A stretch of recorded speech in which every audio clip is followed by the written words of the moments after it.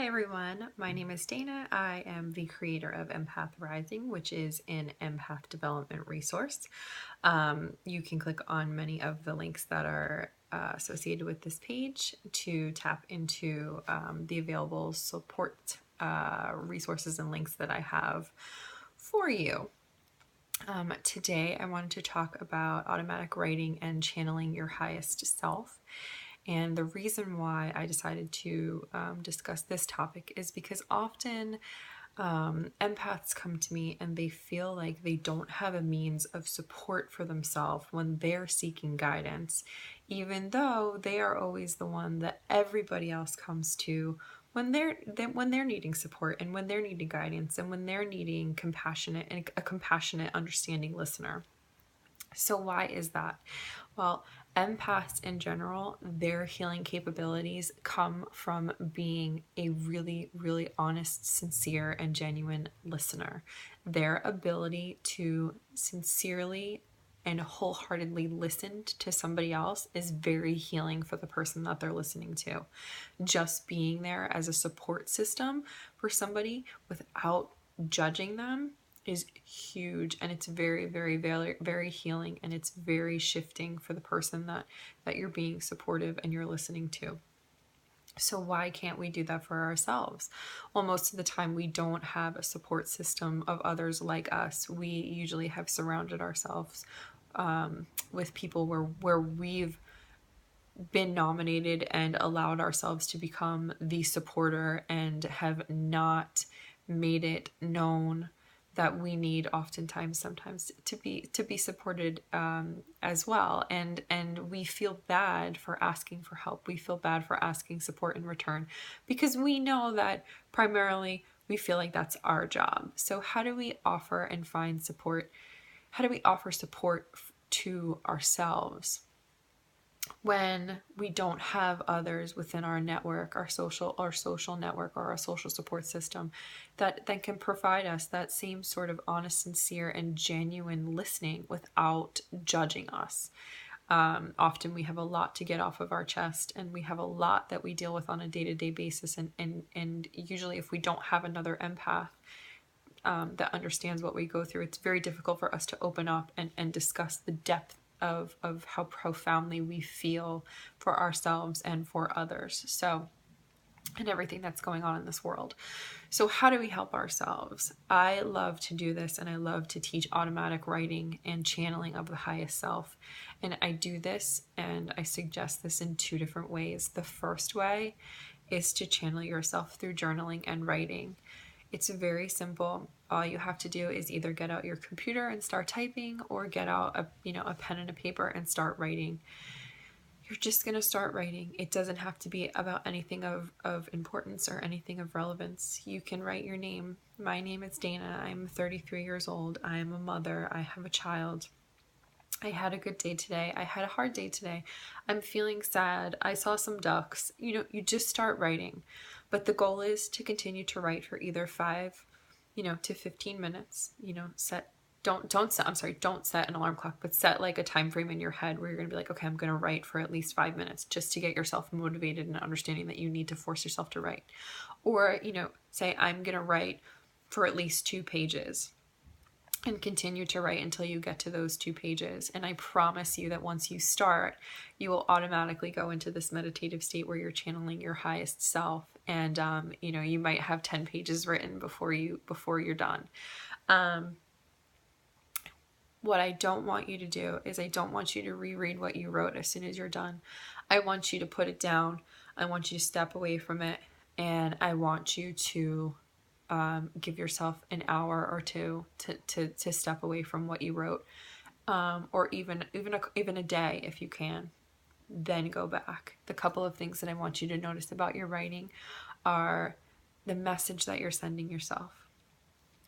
I want you to listen and read the way that you're shifting your perspective. Oftentimes we begin writing I, and then as we wind up channeling ourselves, we start saying we, or we start saying you. And it's because we're directly speaking to ourselves. We're projecting out to ourselves, for that passionate and genuine understanding that and that guidance that we need. So sometimes you might also see a shifting back and forth between I am scared, you shouldn't be scared, I am scared, we shouldn't be scared, we're here going through this together. It's okay. There's nothing wrong with you. It's rather healthy. It's just moments where your highest self is coming through, offering guidance and support, of which you may or may not receive from other people. So that's a couple of ways to channel that's the best way to automatic channel through writing. The other thing that I want you to do is go back, a couple of days later, back to your journal and reread the things that you wrote to yourself, because you'll get a different insight, because you'll be completely removed from the situation of which the state of being that you were in when you were writing. And going back that couple of days later will really, really show you. I mean, a lot of times when I go back, I don't even recognize my own writing. I don't even remember writing what I did. And it's just there, and it's profound, and it's always such great advice. And it seems to come at such an important time in my life that I'm like, wow, that was really, really, really helpful. I really needed to hear that right in this moment. The other way to channel yourself and to get a better understanding of the struggles that you're going through are, as an empath, you can read other people. You can read the subtleties of their shifting in their mannerisms and their behaviors. You can look at their eyes, their facial features. When you're speaking to somebody, you're reading them. We do it innately. And you can read yourself, which is great. It's a little bit uncomfortable at first, but you can record yourself. Spend some time just talking right into the camera. I have a difficult time looking at myself when I'm channeling to myself, because I get lost in reading myself while I'm speaking.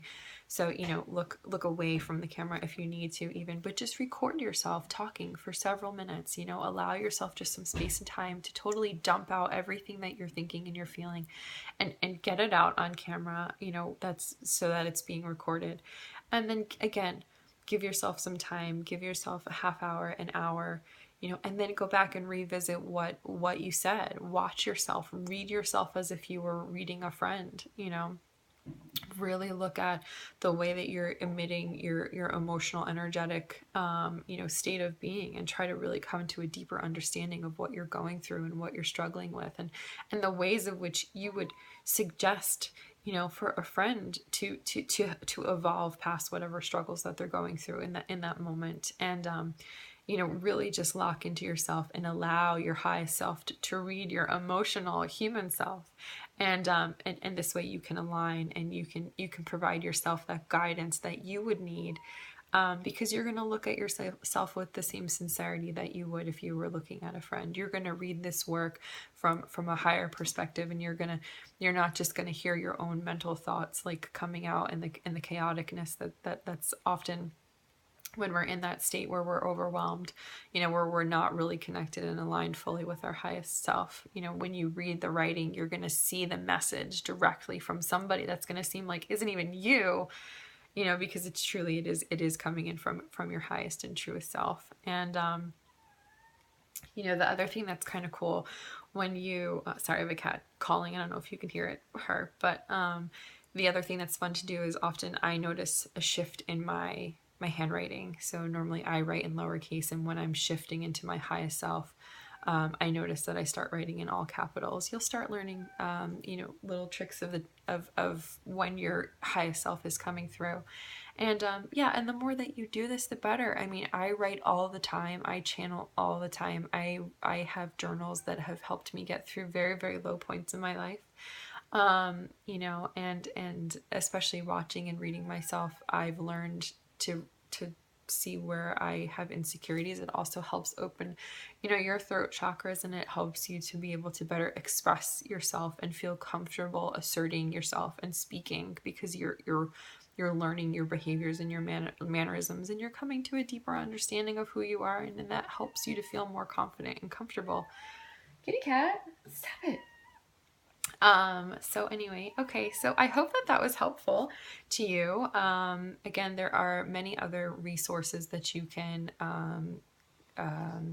utilize on the website empathrising.com. And then if you go to the empath development section, you'll find very many social media support sites. And also I have begun to do Periscope live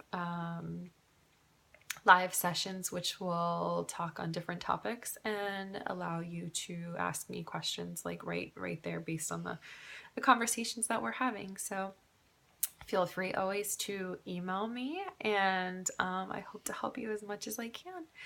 And good luck on your journey. I hope this helps. Remember that empaths are sincere listeners, and you are an empath, and you are a sincere listener, and you can sincerely listen to yourself and provide yourself the same guidance and support that you would anybody else. It's just that you have to be willing to be compassionate to yourself in order to make this work. So try it out, and best of luck with it. I hope it goes well.